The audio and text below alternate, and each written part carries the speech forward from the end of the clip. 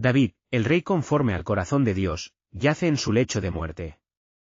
Sus últimas palabras no son de nostalgia, sino de advertencia. Yo voy por el camino de toda la tierra. Pero antes de partir, debe asegurar que la justicia pendiente no muera con él. Llegaron los días en que David había de morir, y ordenó a Salomón su hijo, diciendo, yo voy por el camino de toda la tierra, esfuérzate, y sé hombre. Guarda los preceptos de Jehová tu Dios, andando en sus caminos, y observando sus estatutos y mandamientos, sus decretos y sus testimonios, de la manera que está escrito en la ley de Moisés, para que prosperes en todo lo que hagas y en todo aquello que emprendas. David está transfiriendo más que un reino, está transfiriendo una responsabilidad sagrada. Sus palabras, esfuérzate y sé hombre, no hablan de fuerza física, sino de madurez espiritual. Un rey debe ser primero siervo de Jehová. Luego David se vuelve específico sobre asuntos pendientes, ya sabes tú lo que me ha hecho Joab hijo de Sarvia, lo que hizo a dos generales de los ejércitos de Israel, a Abner hijo de Ner y a Amasa hijo de Yiter, a los cuales él mató, derramando en tiempo de paz la sangre de guerra. Estas no son venganzas personales, son cuentas de justicia que un rey debe saldar. David distingue entre el perdón personal y la responsabilidad gubernamental. También menciona a Simei, también tienes contigo a Simei hijo de Gera, hijo de Benjamín, de Baurim, el cual me maldijo con una maldición ofensiva el día que yo iba a Mahanaim. La misericordia de David hacia Simei fue personal, pero la estabilidad del reino requiere que las ofensas contra la autoridad ungida de Dios sean tratadas con sabiduría. Hay detalles cruciales que a menudo pasamos por alto en estas últimas palabras de David.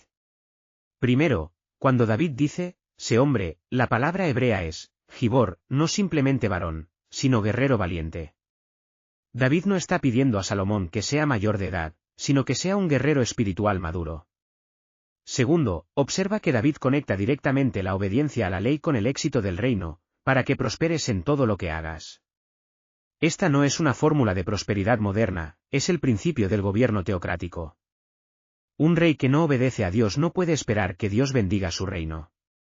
Tercero, las instrucciones sobre Joab revelan un principio de justicia que muchos malinterpretan. David no está ordenando venganza, está ordenando justicia. Joab había derramado sangre inocente, en tiempo de paz, contaminando el reino con injusticia. Un rey justo no puede permitir que la injusticia permanezca sin respuesta. Finalmente, el contraste entre Barzilai y los otros es revelador.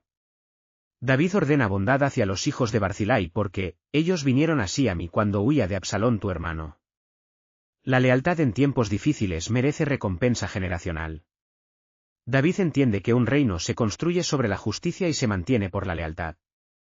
Las últimas palabras de David revelan cambios teológicos profundos que definirán el reino de Israel. Primero, vemos el cambio de liderazgo humano a dependencia divina.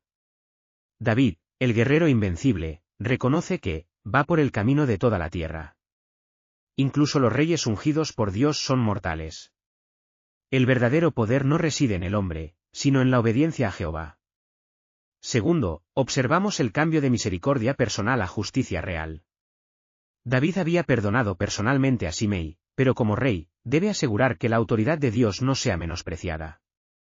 Hay una diferencia entre el perdón individual y la responsabilidad gubernamental. Un rey debe proteger la santidad de su cargo, no por orgullo, sino por el honor de quien lo estableció. Tercero, vemos el cambio más significativo, de reino temporal a reino eterno. Aunque David habla de asuntos inmediatos, sus palabras se enmarcan en el pacto eterno de 2 Samuel 7. Para que confirme Jehová la palabra que me habló. Estas promesas van más allá de Salomón, apuntan hacia el Mesías venidero. David comprende que su reino terrenal es solo sombra del reino eterno que Dios establecerá a través de su linaje. Cada decisión de Salomón debe evaluarse no solo por sus efectos inmediatos, sino por su papel en el plan redentor de Dios.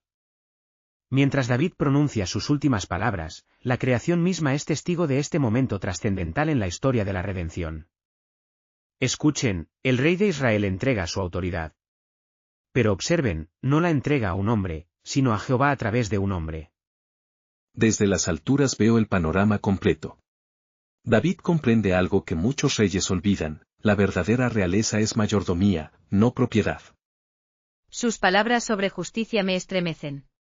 Habla de sangre derramada que debe ser respondida. ¿No es esto lo que el Cordero de Dios hará, responder por toda sangre inocente? Exactamente, pequeño cordero. David entiende que hay una justicia que trasciende la misericordia personal. El reino de Dios no puede coexistir permanentemente con la injusticia. Y observen cómo conecta cada instrucción con la ley de Moisés. No está estableciendo su propia sabiduría, sino sometiendo el reino a la palabra eterna de Dios. Esto me da esperanza. Si los reyes terrenales deben someterse a la justicia divina, cuanto más glorioso será cuando el Rey eterno reine sin oposición. Las últimas palabras de David nos desafían en 3 áreas cruciales de la vida cristiana. Primero, la preparación generacional. David no deja a Salomón sin guía, le da sabiduría específica, advertencias claras y principios eternos. Como padres, mentores y líderes, ¿estamos preparando a la próxima generación no solo con habilidades, sino con sabiduría bíblica? ¿Les estamos enseñando que el verdadero éxito viene de la obediencia a Dios, no de la astucia humana? Segundo, la distinción entre misericordia personal y responsabilidad de liderazgo.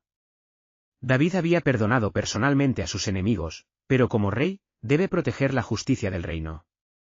En nuestras posiciones de autoridad, como padres, líderes de iglesia, supervisores, debemos aprender esta misma distinción. Podemos perdonar ofensas personales, pero tenemos responsabilidades hacia aquellos bajo nuestro cuidado que requieren decisiones difíciles. Tercero, el anclaje de toda autoridad en la palabra de Dios. David no establece reglas arbitrarias, conecta cada instrucción con la ley de Moisés. Toda autoridad legítima debe someterse a la autoridad de las Escrituras.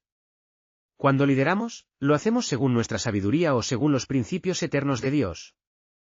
El reino eterno de Cristo se construye sobre estos mismos principios que David enseña a Salomón. Oremos, Padre Celestial, como David preparó a Salomón para reinar con sabiduría, ayúdanos a preparar a la próxima generación con tu palabra. Danos discernimiento para distinguir entre misericordia personal y responsabilidad de liderazgo. Que toda autoridad que ejerzamos se someta a tu autoridad suprema. Como David confió en tus promesas eternas, ayúdanos a vivir no solo para los éxitos temporales, sino para tu reino eterno. En el nombre de Jesús, el Hijo de David y Rey de Reyes, amén. Suscríbete para más contenido de estudio bíblico.